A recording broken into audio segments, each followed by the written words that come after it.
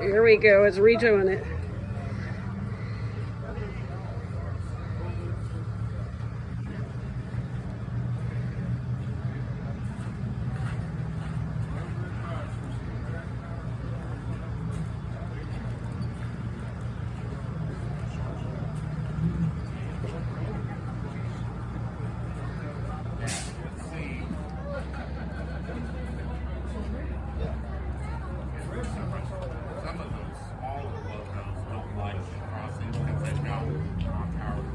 So what's the name when they have the pistons in the back like this?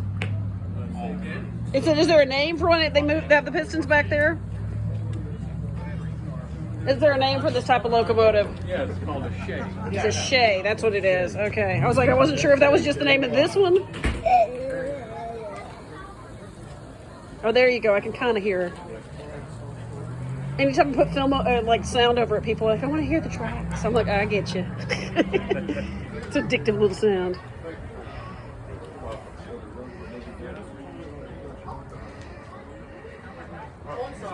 She is pretty, though, I'll tell you. What's that? Well, I don't know where it was, but